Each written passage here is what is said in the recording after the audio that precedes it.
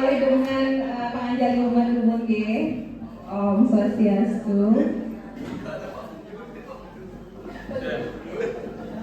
Oke.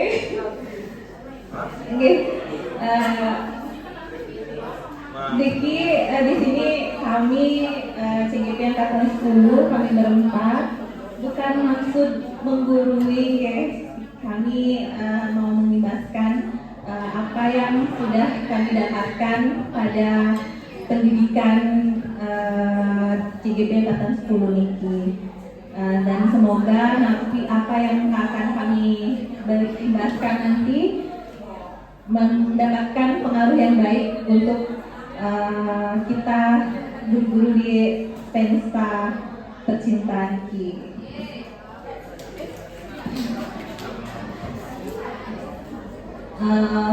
Baiklah, sebagai pendahuluan, sebelumnya terima kasih Bapak sudah memberikan kesempatan kepada kami berempat untuk melakukan pengibasan sebagai tugas CGP Angkatan 10. Nah, pendahuluan kami sudah lakukan tadi untuk melancarkan pengibasan kami.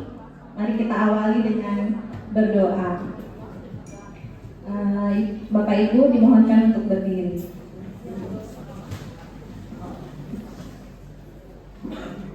Menurut agama kepercayaan masing-masing, berdoa mulai.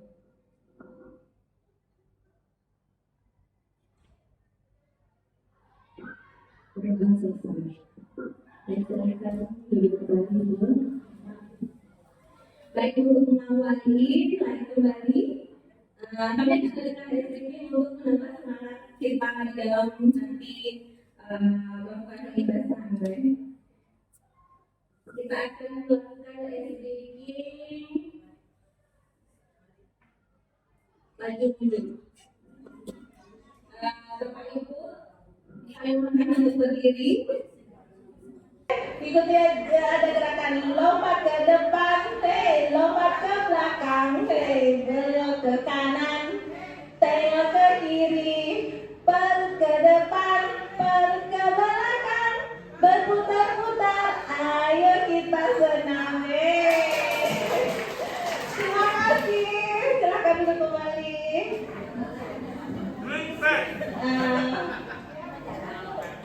Ya, terima kasih ya, lumayan lah ya.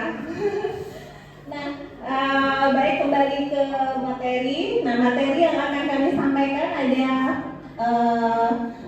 5 sebenarnya, tapi kami jadikan menjadi 4 karena kami kebetulan berempat. Yang pertama itu ada teori motivasi, hukuman, penghargaan, dan restitusi. Yang kedua itu ada 5 kebutuhan dasar manusia dan keyakinan kelas. Kemudian yang ketiga itu ada 5 posisi kontrol. Yang terakhir itu segitiga restitusi. Nah, untuk materi yang pertama, teori motivasi, hukuman, penghargaan, dan restitusi, itu akan dibawakan oleh Bapak Sujana. Baik, untuk Bapak Sujana, kami persilahkan.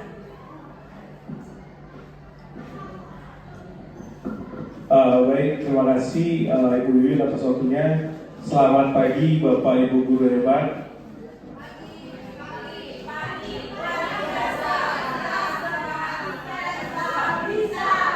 Jadi mudah-mudahan semua semangat.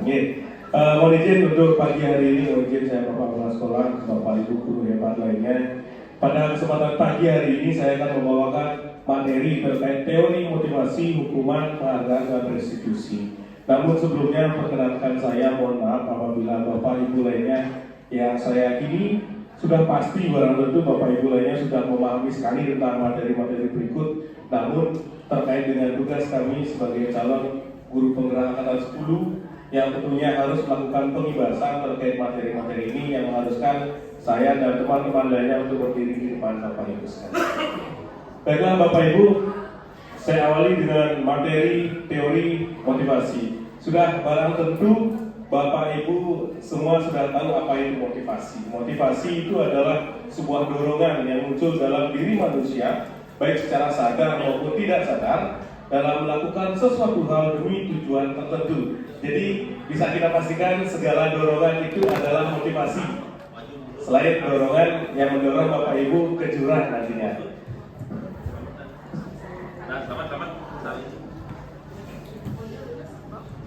Nah, terkait teori motivasi Bapak Ibu, ada 3 hal yang menurut Dian Johnson dalam buku Restructuring School Discipline menyatakan ada 3 teori motivasi dalam penelitiannya, yang dimana 3 teori ini yang sering kita temui. Yang pertama itu adalah untuk menghindari ketidaknyamanan ataupun hukuman. Yang dimana dalam teori motivasi untuk menghindari ketidaknyamanan ataupun hukuman, ini biasanya teori yang merupakan teori motivasi terendah, karena ini bersifat hanya sekedar mencari aman. Dan bahkan banyak murid, dan saya rasa kita juga masih banyak yang melakukan teori motivasi ini. Yang kedua adalah untuk mendapatkan imbalan dari orang lain ataupun institusi tertentu. Nah, jadi ada suatu penghargaan yang mereka harapkan ketika melakukan sesuatu. Dan yang ketiga ini adalah untuk menjadi orang yang mereka inginkan dan menghargai diri sendiri dengan nilai-nilai yang mereka percaya. Jadi dalam 3 teori motivasi, teori ketiga inilah yang dianggap teori yang memiliki esensi paling tinggi.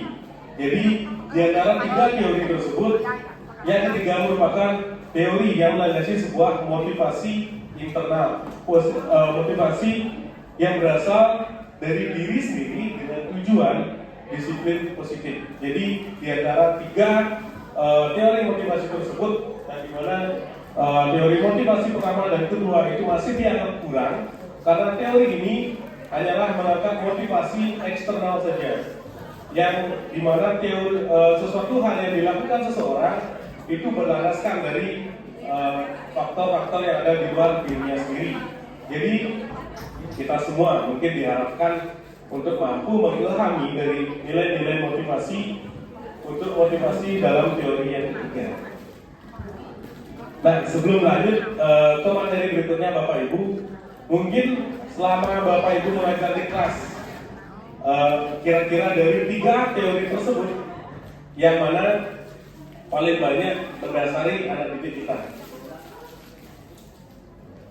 Dari teori pertama, kedua, dan ketiga, kira-kira yang mana? Atau mungkin lebih gampang, yang tanya ke Bapak Ibu, dari 3 teori tadi yang saya jelaskan, kita mungkin kalau ke anak-anak mungkin lebih jauh, kita merefleksi ke diri sendiri, Bapak Ibu sekalian, kira-kira yang mana paling sering melandasi Bapak Ibu untuk melakukan sesuatu? Apakah teori yang pertama dengan menghindari hukuman atau rasa tidak nyaman mungkin dari rekan sejawat atau mungkin dari bapaknya? Terus apa yang kedua, mengharapkan penghargaan dari institusi atau lembaga tertentu? Apa yang ketiga? Yang kedua, Bu Sari mengharapkan yang keduanya. Nanti penghargaannya dari mana Bu Sari? Dari Bapak Yusuf. Mohon izin Bapak katanya. Bu Sari, teori motivasinya masih teori yang kedua, mengharapkan penghargaan dan mengikuti sesuatu. Ya, bukan dari pertama Bu Sari, bukan, benar?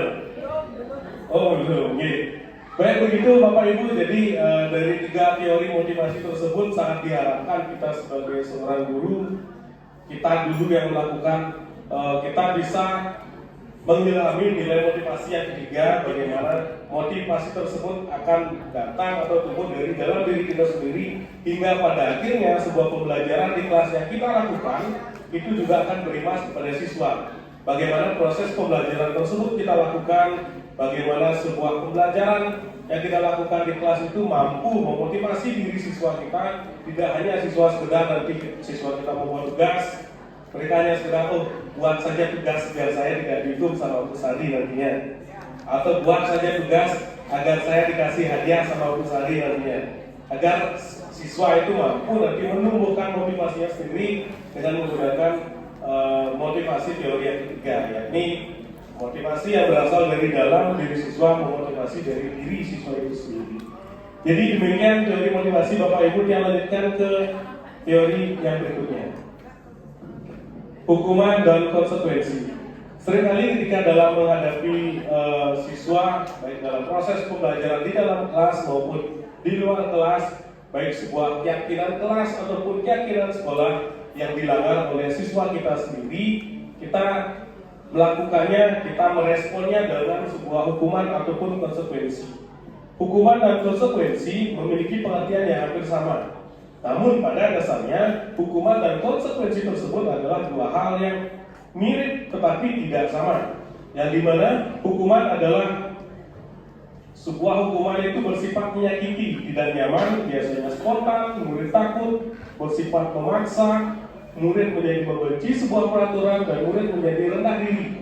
Dalam konsep ini, hukuman dianggap adalah respon yang paling buruk ketika seseorang melakukan sebuah pelanggaran keyakinan kelas maupun keyakinan sekolah. Lanjut yang kedua, konsekuensi. Konsekuensi bersifat mengontrol murid dengan penguatan positif, mendorong kepatuhan, akan menghormati peraturan dan konsep diri baik. Nah, yang rasa kita semua mungkin masih banyak juga yang melakukan hukuman karena mungkin itu yang kita alami ketika Bapak Ibu sekalian dan bahkan saya secara pribadi ketika masih menjadi siswa. Dan mungkin saja kita sebagai seorang guru menganggap itu benar hukuman. Kenapa dihukum? Karena kita harus sedikit keras dengan siswa yang melanggar keyakinan kelas ataupun keyakinan sekolah. Namun di antara dua hal ini kita diharapkan, pertama, di antara dua hal ini kita mampu memilih konsekuensi, karena konsekuensi itu bersifat lebih humanis, lebih adaptif ke siswa. Bagaimana pola komunikasi kita yang terjadi ke siswa itu menjadi ada komunikasi dua arah, ada komunikasi yang dimana ketika kita melakukan pendekatan ke siswa, siswa itu tidak takut untuk merespon pertanyaan kita, tidak takut mengutarakan alasan melakukan kesalahan. Biasanya untuk Bapak Ibu guru di BK ini sudah masalahnya tentang teori-teori.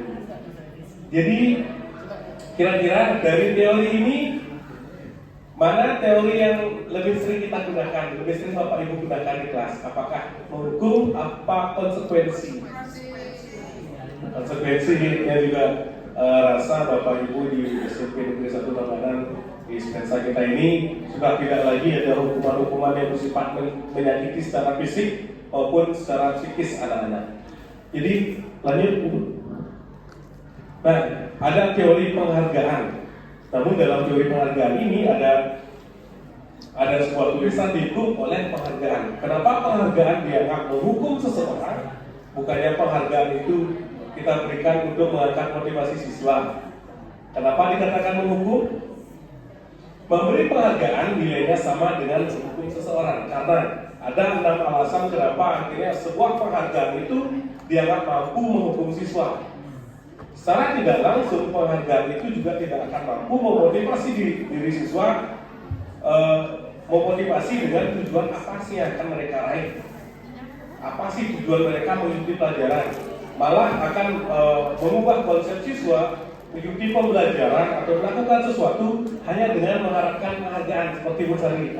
Mereka akan hanya berharap, oh saya ingin melakukan A agar mendapatkan B, agar mendapatkan nanti nilai lebih. Walaupun secara manusiawi itu benar, tetapi ada beberapa alasan juga yang menyatakan bahwa penghargaan itu akhirnya tidak efisien kita lakukan di dalam kelas. Yang pertama, pengaruh jangka pendek dan jangka panjang. Jika diberikan dalam jangka waktu yang lama terus-menerus, maka Anda akan kehilangan motivasi intrinsik. Ini yang saya katakan tadi.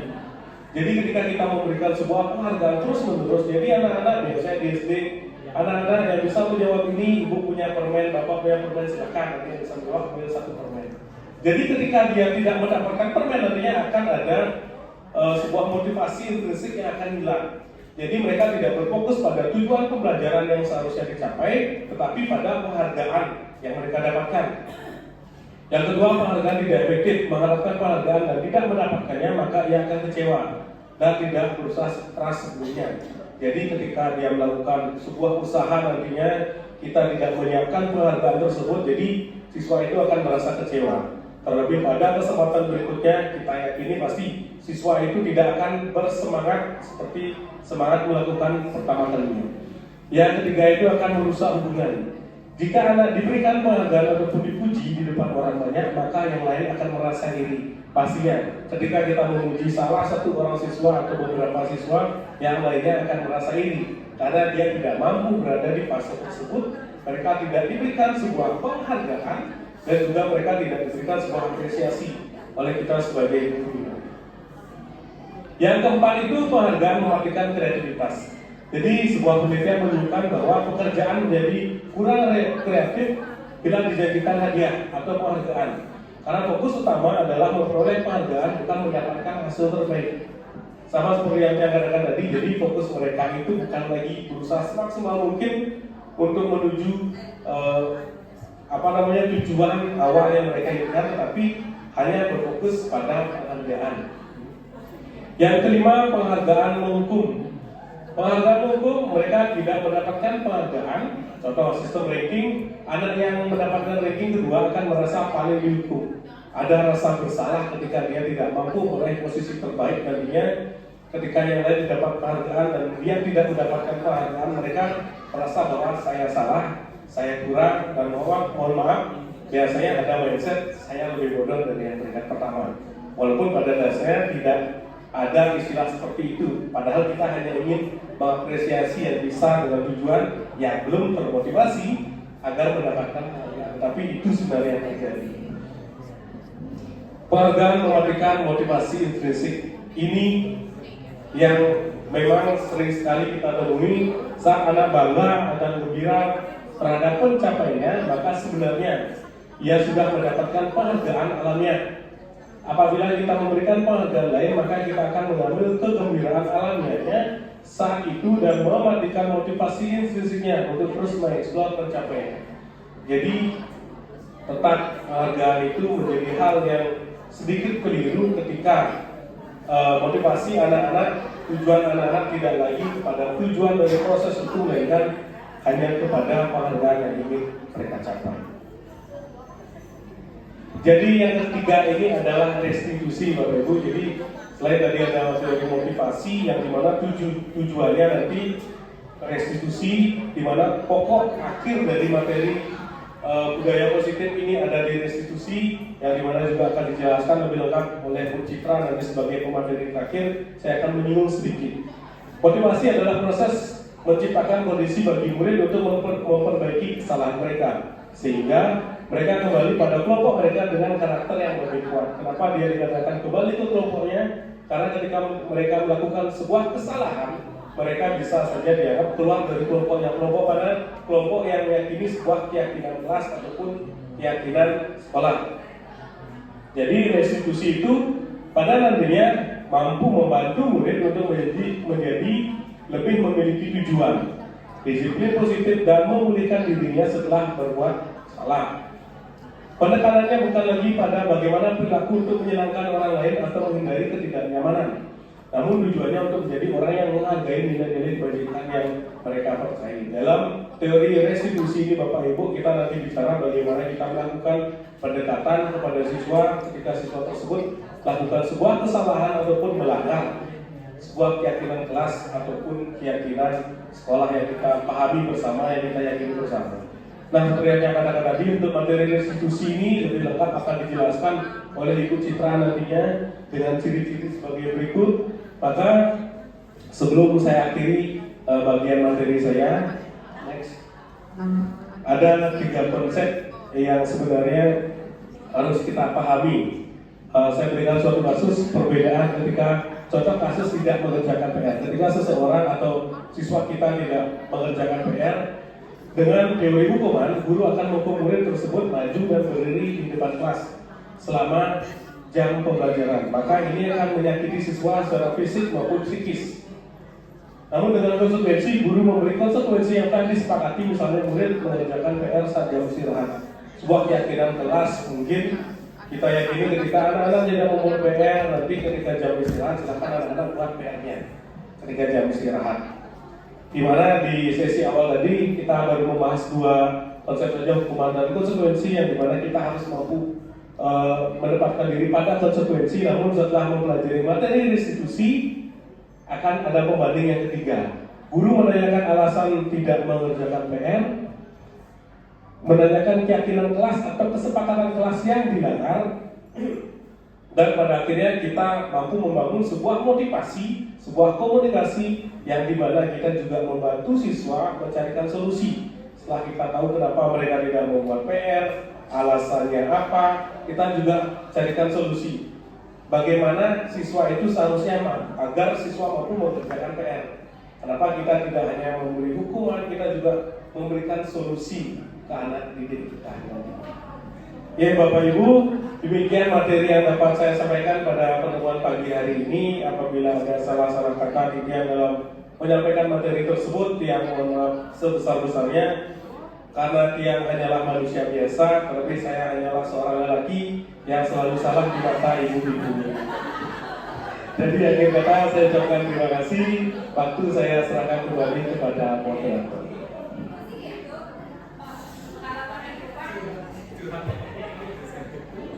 Terima kasih Pak Sujana. Nah, untuk materi yang kedua akan disampaikan oleh Ibu Alit. Silakan Ibu Alit.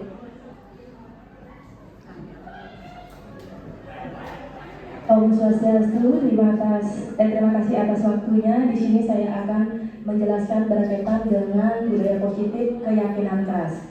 Nah, mungkin Bapak Ibu guru sudah melakukan atau membuat keyakinan kelas ya di kelas Bapak Ibu.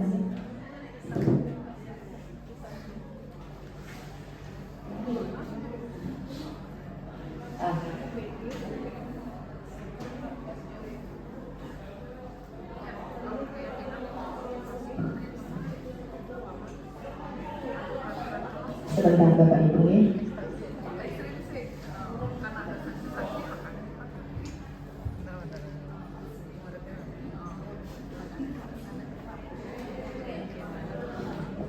Oke, pasti Bapak Ibu berpikir, mengapa harus keyakinan kelas? Kenapa bukan peraturan kelas? Nah, di sini keyakinan itu sudah tampak dua arah ya, kita dan guru. Kalau misalkan peraturan berarti dari satu belah pihak. Next.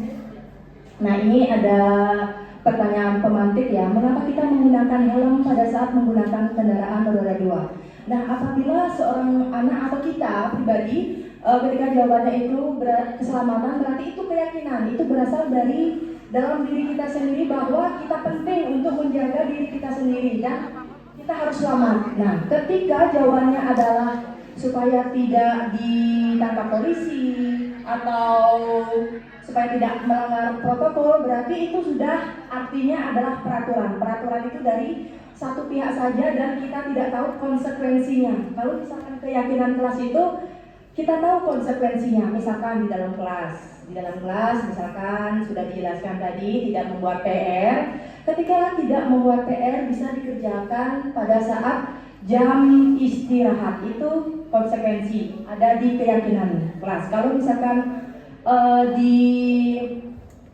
peraturan itu hukuman jatuhnya. Next. Nah, keyakinan ini adalah nilai-nilai kebajikan yang bersifat universal yang disepakati secara tersirat dan tersurat. Nilai kebajikan ini menekankan keyakinan seorang dengan motivasi intrinsik. Maksudnya, misalkan nilai-nilai kebajikan itu adalah misalkan kejujuran, tanggung jawab, dan lain sebagainya yang memang harus kita realisasikan untuk mendukung keyakinan kelas kita nanti. Next. Nah, di sini budaya positif dan keyakinan dikenal ada dua, ada yang tampak dan ada yang tidak tampak. Nah, yang tampak ini seperti datang tepat waktu. Ini yang bersifat positif ya. Yang tampak itu bersifat positif, menjaga kebersihan kelas. Yang ketiga meminta maaf jika bersalah. Yang keempat jujur, yang kelima komitmen terhadap tugas. Nah, sekarang yang tidak tampak atau yang bersifat negatif, sering datang terlambat, membuang sampah sembarangan, tidak mau meminta maaf, yang keempat sering berbohong, dan yang kelima tidak menyelesaikan tugas tepat waktu. Itu misalnya ini permasalahan yang memang pernah Ibu alami ya Bapak Ibu ya? Pernah nggak? saya. Lanjut. Nah, ini contoh keyakinan kelas yang saya pernah lakukan praktekkan di kelas, ya. Nah, jadi keyakinan kelas itu sangat penting untuk atau supaya anak-anak itu tertib di dalam kelas. Apalagi anak-anak zaman sekarang ya, bukan sih malas, tapi mungkin kesadaran dirinya itu kurang. Makanya kita sebagai guru wajib menyadarkan anak-anak dengan berlandaskan nilai kebajikan supaya anak-anak itu bisa menghadapi keyakinan kelas tersebut. Lanjut. Nah, yang materi yang kedua adalah 5 kebutuhan dasar yang harus kita seorang guru penuhi dan anak didik kita. Ya, bukan hanya kita yang memiliki kebutuhan, anak juga mempunyai kebutuhan. Ya. Lanjut saja.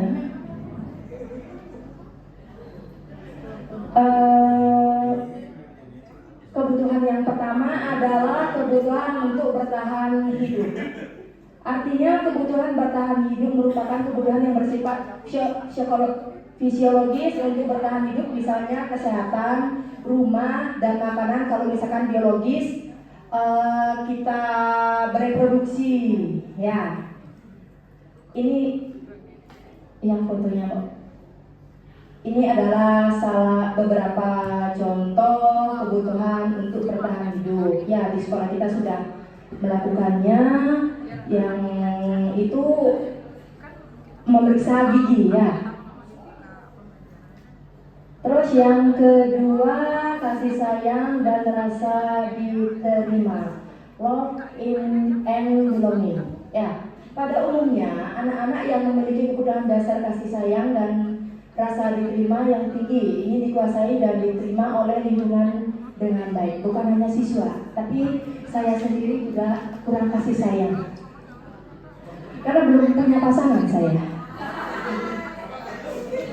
Oh, belum Bu, bisa referensi? Oke, ini contohnya foto.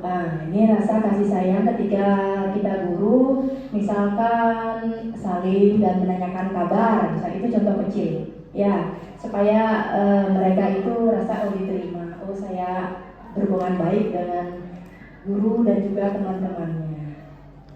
Oke, penguasaan. Kebutuhan ini berhubungan dengan kekuatan untuk mencapai sesuatu, menjadi kompeten, menjadi terampil, diakui atas prestasi, keinginan untuk dianggap berharga, pencapaian kompeten, diakui dan dihormati. Contohnya adalah ini, anak didik kita sudah banyak mendapatkan kejuaraan ya, seperti contoh di depan. Ada itu yang bertaraf internasional ya, ya salah satunya ya. Contoh misalkan di dalam kasus di dalam kelas ada siswa itu murung atau misalkan kurang bergaul. Nah, kita sebagai guru jangan marah. Ya, kita kaitkan dengan 5 kebutuhan dasar. Kita harus menyimak apa sih anak ini kurang kebutuhan yang mana.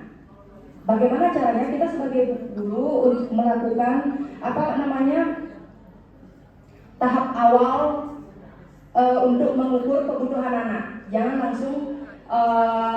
langsung kita itu memarahi anak. Apabila ketika dia itu misalkan dia itu mengikuti lomba dan mendapatkan juara, sehingga tingkah lakunya itu menjadi lebih positif, lebih rajin, tidak murung, berarti anak tersebut berusaha memenuhi kebutuhan penguasaan. Ya, bisa dipahami Bapak Ibu nih. Berarti seorang anak itu adalah memenuhi kebutuhan penguasaan. Lanjut ya. Yang selanjutnya adalah kebebasan. Anak-anak itu perlu banyak bergerak ya, menyukai hal-hal yang baru dan menarik dan suka mencoba-coba. Anak-anak akan merasa mampu mengekspresikan diri secara mandiri, tidak tergantung pada orang lain dan tidak mudah terpengaruh oleh orang lain. Ini contohnya seorang anak itu memilih ekstra dengan kebebasannya sendiri, ya, memilih ekstra dengan sendirinya tanpa ada paksaan. Lanjut, kesenangan, kebutuhan untuk mencari kesenangan, bermain, tertawa. Anak-anak dengan kebutuhan dasar kesenangan yang tinggi biasanya ingin menikmati apa yang ia lakukan. Contohnya adalah ketika misalkan, dia itu tampil, dia kan senang melakukan, berarti di dalam dirinya sudah senang dan sudah mampu melakukan hal tersebut, tampil di depan umum. Ya, jadi intinya 5 kebutuhan dasar ini dan keyakinan jelas sangatlah penting kita terapkan. Kita sebagai guru, kita harus mengetahui kebutuhan apa sih yang diperlukan, harus kita memfasilitasi apa sebagai guru. Ya, mungkin itu saja pemakaran dari saya, dan materi selanjutnya akan dilanjutkan oleh Ibu Yuyun. Terima kasih atas waktunya.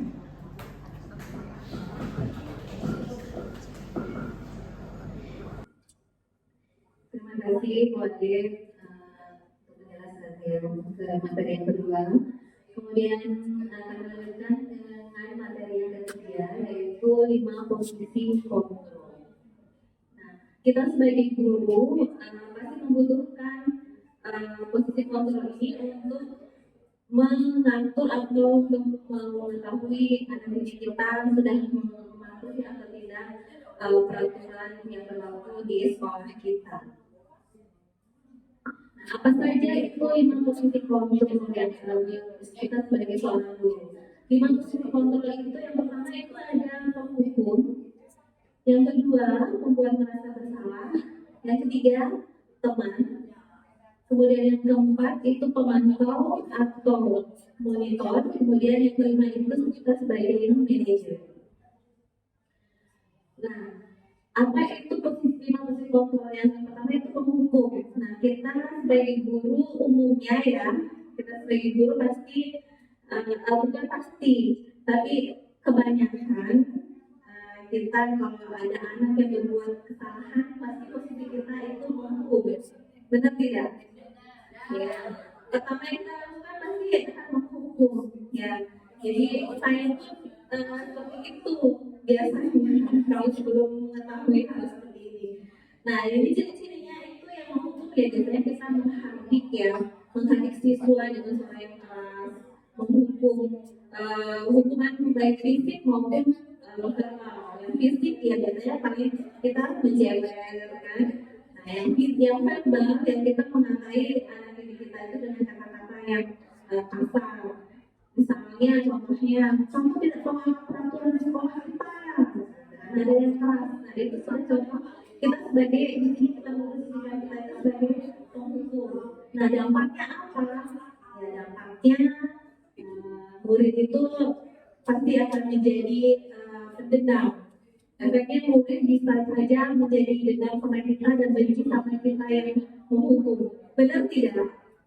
Nah, ya kita pun dulu sebagai waktu kita sebagai seorang siswa kalau dihukum bapak gitu kan. Nah, sekarang murid pun kita sebagai pendidik pendidik dan murid itu pasti akan seperti itu juga dampaknya kalau kita sebagai penghukum.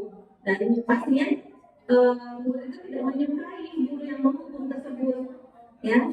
Jadi itu kita posisi kita sebagai penghukum. Kemudian yang kedua itu sebagai pembuat merasa bersalah. Nah, pembuat merasa bersalah itu biasanya kita walaupun kita nada kita pelan, nada kita datar, tenang, tapi itu cenderung membuat murid kita itu merasa bersalah. Misalnya saja kita saat anak tidak membuat PR atau menyalahi aturan, misalnya kita ngomong seperti ini, nah kamu tidak kasihan sama orang tua kamu di rumah sudah menyalahkan anak kamu jauh-jauh dan sempat sekolah di tempat yang mahal. Itu salah satu sudah membuat anak itu merasa bersalah. Dampaknya apa? Ya, otomatis dampaknya anak itu tidak percaya diri jadinya, tidak percaya diri, menarik dari lingkungan. Nah, itu membuat otomatis murid itu membuat merasa bersalah akan dirinya sendiri.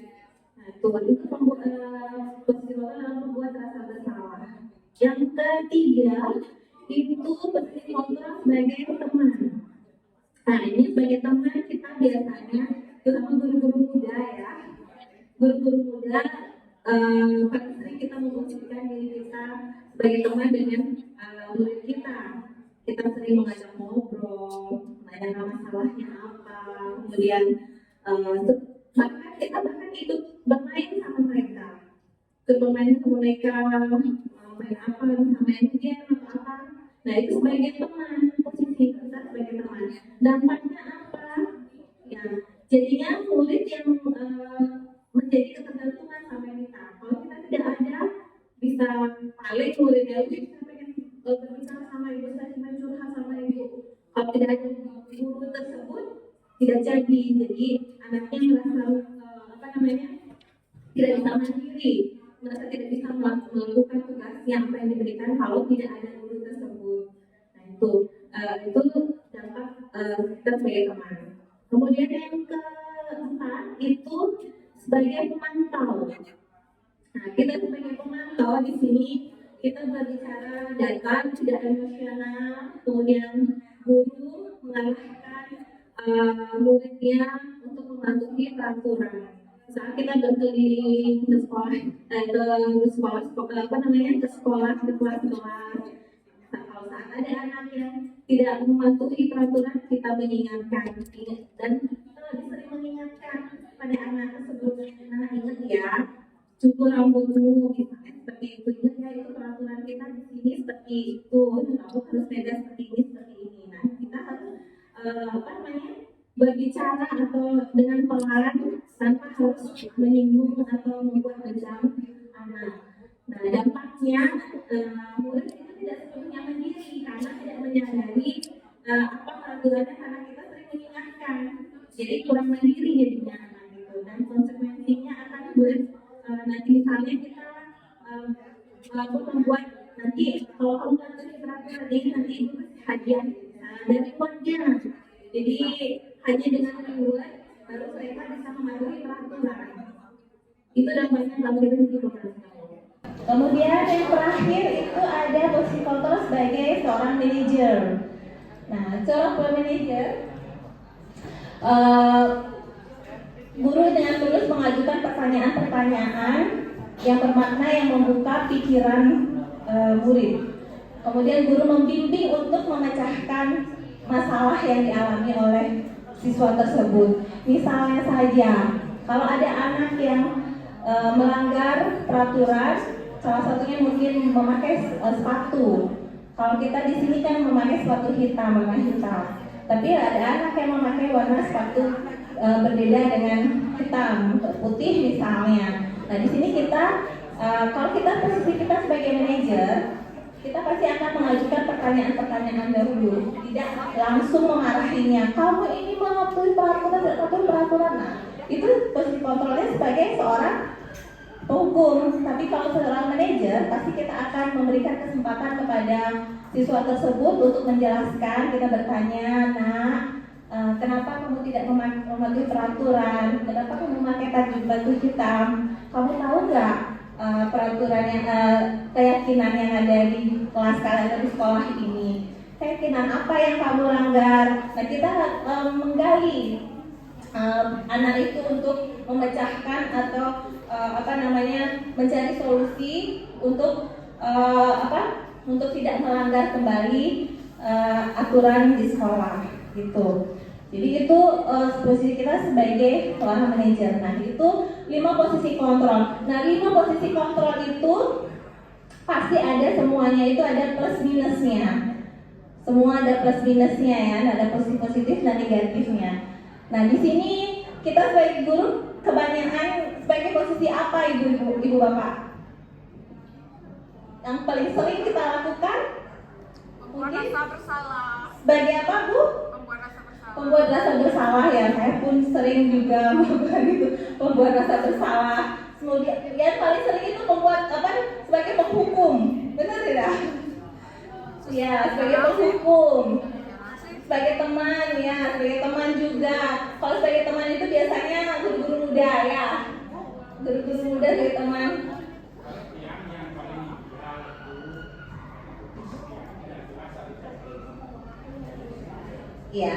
Ya betul Pak.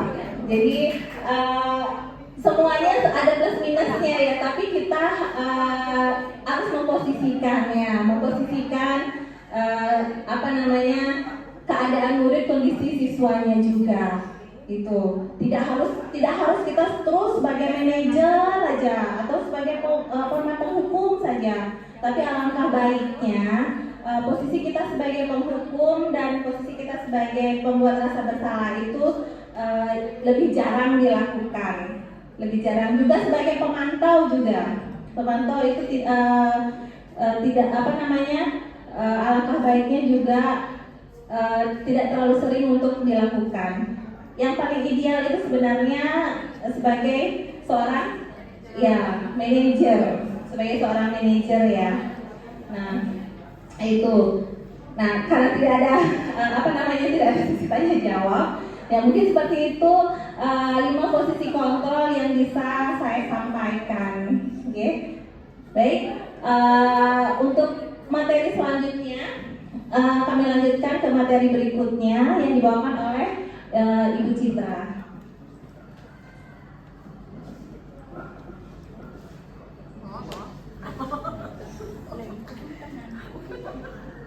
Baik, terima kasih Ibu Yuyun.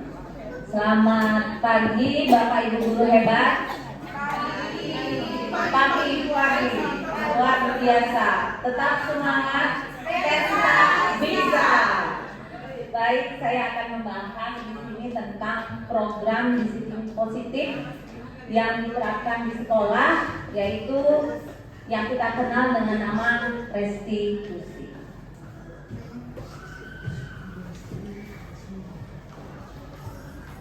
Restitusi dikembangkan oleh pakar pendidikan Daniel Goosen berlandaskan pada teori kontrol Dr. William Glasser.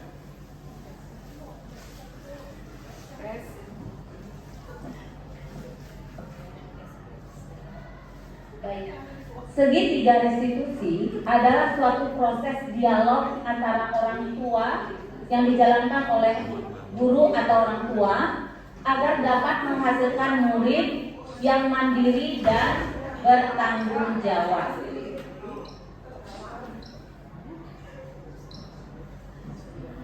Nah, di saat guru di posisi manajer, aspek yang dikembangkan pada murid adalah motivasi intrinsiknya, motivasi dalam dirinya, kesadaran dalam dirinya.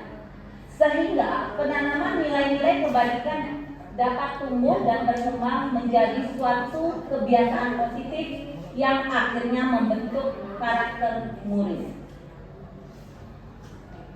Nah, dalam segitiga restitusi, dialog yang digunakan ada tiga sisi dari segitiga restitusi yang digunakan. Yang sisi pertama adalah menstabilkan identitas, yang kedua adalah validasi tindakan yang salah, dan yang ketiga menanyakan keyakinan. Selanjutnya saya akan menampilkan video di mana seorang guru berada pada posisi manajer atau menggunakan penerapan segitiga restitusi.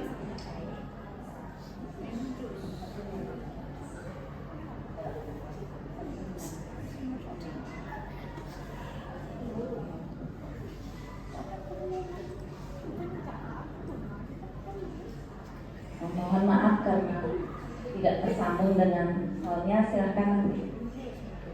Siang Sarah. Sudah lama tidak bertemu Sarah. Kenapa hari ini Sarah di sini?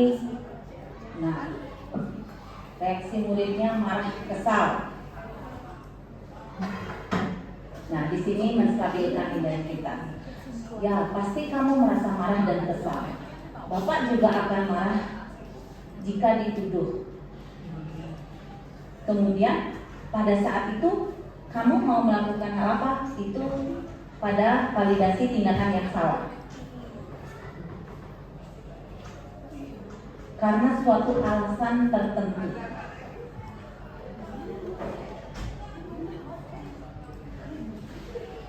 Nah, ini tahapan validasi tindakan yang salah.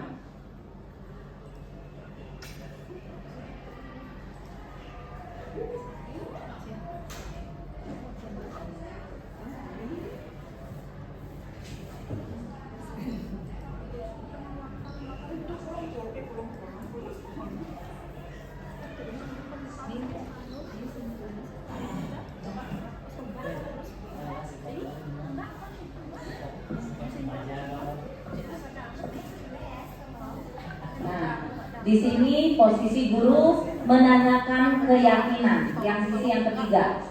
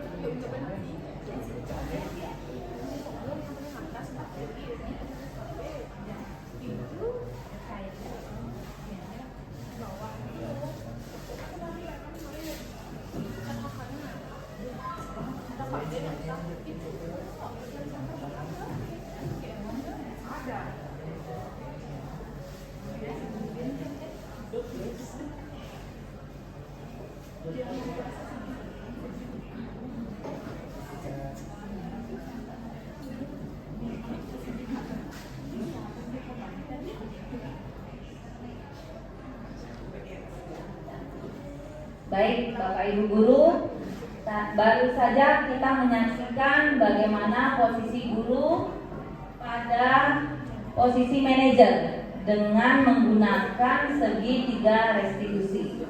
Tentunya Bapak Ibu Guru yang di BK, terutama di senior saya, Ibu Made dan Pak Komang, pastinya sudah sering menggunakan teknik segitiga restitusi tersebut. Baik, selanjutnya pada sisi pertama dapat saya jelaskan untuk langkah-langkah segitiga restitusi. Dari sisi pertama, menstabilkan identitas berdasarkan prinsip membuat kesalahan adalah bagian dari proses pembelajaran. Berperan menggeser identitas murid dari identitas gagal ke identitas sukses. Jangan mengkritik murid yang sedang mengalami identitas gagal. Selanjutnya, pada sisi pertama menstabilkan identitas, pertanyaan atau pernyataan yang dapat kita ajukan antara lain, satu, membuat kesalahan adalah sesuatu yang wajar. Yang kedua, manusia tidak ada yang sempurna. Ketiga, kita bisa memperbaiki masalah ini. Yang keempat, saya tidak menanyakan kesalahannya, tetapi fokus memperbaiki masalah ini. Dan yang kelima, apakah saat ini kamu tengah menjadi orang yang baik untuk dirimu sendiri? Selanjutnya, pada sisi kedua, validasi tindakan yang salah. Berdasarkan prinsip, setiap perilaku berupaya untuk memenuhi sesuatu kebutuhan tertentu. Guru yang telah memahami teori kontrol akan bergeser dari pemikiran stimulus respon menjadi proaktif dan mencoba untuk mengenali tujuan dari perilaku murid. Mengenali dan mengakui kebutuhan murid dapat memperbaiki hubungan dengan murid, dan pernyataan dan pertanyaan disampaikan dengan nada tidak menghakimi atau memojokkan.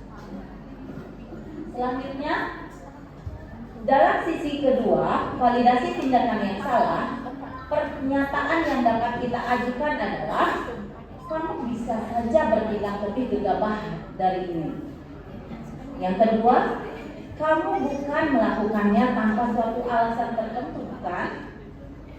Yang ketiga, kamu melakukannya karena mempertahankan sesuatu yang penting bagimu.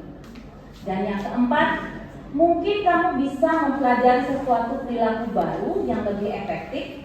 Bersediakah kamu mempelajarinya?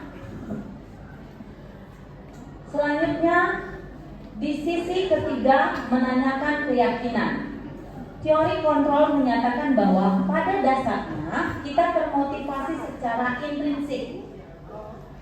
Saat perilaku yang salah telah divalidasi dan identitas sukses telah stabil, maka murid telah siap mengaitkan keyakinan dengan tindakan yang salah dan pemikirannya telah bergeser ingin menjadi orang yang dituju. Baik. Pada sisi ketiga, menanyakan keyakinan, pernyataan yang bisa kita ajukan sebagai contoh, sebagai keluarga atau kelas, apa yang kita yakini, nilai-nilai apa yang kita sepakati, dan yang ketiga, seperti apa gambaran sebuah kelas ideal bagi kamu, dan keempat, kamu ingin menjadi orang seperti apa.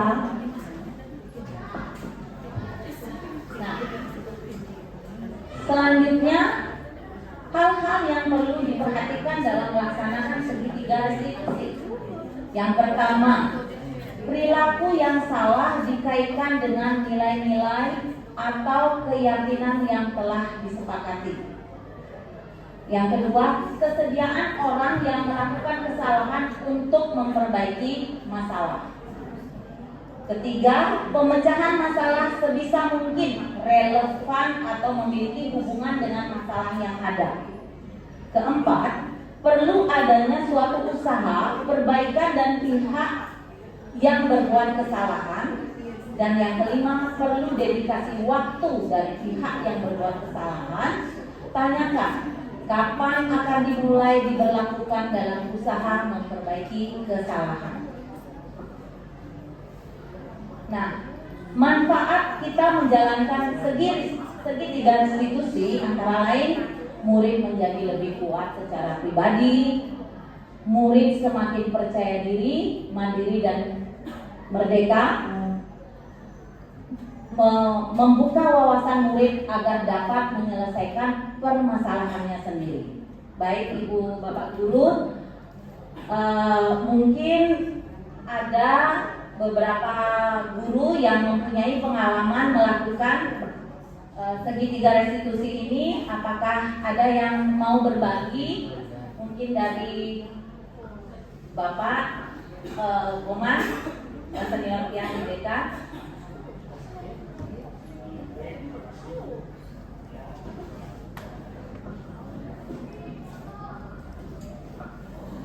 Terima kasih pada Bu Tut sebagai penyaji tentang segitiga restitusi.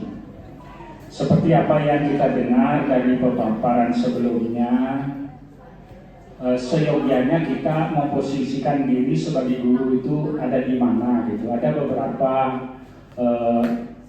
pernyataan yang sudah bisa kita simak, seperti apa yang tadi Stian sampaikan.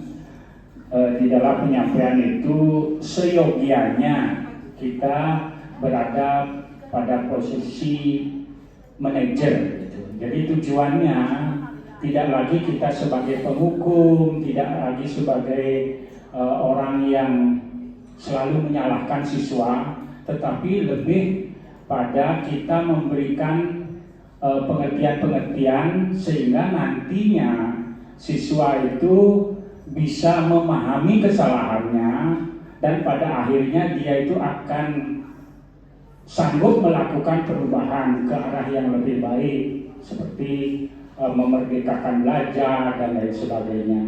Jadi kalau teknik-teknik konseling memang di BK banyak sekali, tetapi kalau di sini tidak perlu kita sampaikan bagaimana caranya karena itu akan sulit kita paparkan karena sekali lagi teknik-teknik konseling itu harus kita lakukan betul. Bagaimana tanggapan siswa, apakah siswa menyadari kalau dia berbuat salah atau tidak. Nah, upaya apa yang dilakukan guru tentunya menghindari juga pertanyaan-pertanyaan yang memoncorkan tadi sehingga menyebabkan siswa tidak nyaman dan lain sebagainya. Nah, demikian yang sedikit saja dari Tiang. Mudah-mudahan Bapak Ibu yang lain yang banyak senior di sini juga bisa menambahkan mungkin atau kalau tidak ya kita akhiri dan demikian. Terima kasih Bu Tut. Terima kasih Bapak Komang sudah berbagi pengalaman mengenai pengalaman di BK. Karena memang di BK banyak sekali teori konseling yang hampir sama dengan segitiga restitusi tersebut. Jadi dapat saya simpulkan, dengan memahami struktur penerapan segitiga restitusi, diharapkan Bapak Ibu guru dapat menerapkan posisi sebagai manajer. Dengan mengajukan pertanyaan bermakna yang dapat membuat murid menjadi lebih percaya diri, bertanggung jawab, dan mandiri. Sekian, terima kasih atas perhatiannya. Saya kembalikan kepada moderator. Baik, terima kasih Bu Citra sudah memaparkan materi dengan sangat baik hari ini. Dan terima kasih dengan berakhirnya materi dari Bu Citra, maka berakhir juga materi pengimbasan yang kami lakukan dari CGP angkatan 10. Sekali lagi kami ucapkan terima kasih kepada Bapak Ibu sekalian untuk perhatiannya, juga atensinya telah membantu kami dalam membuat pembahasan ini, tugas-tugas dari CGP angkatan 10. Dan untuk itu kami akhiri dengan Prama Santi. Santi. Terima kasih.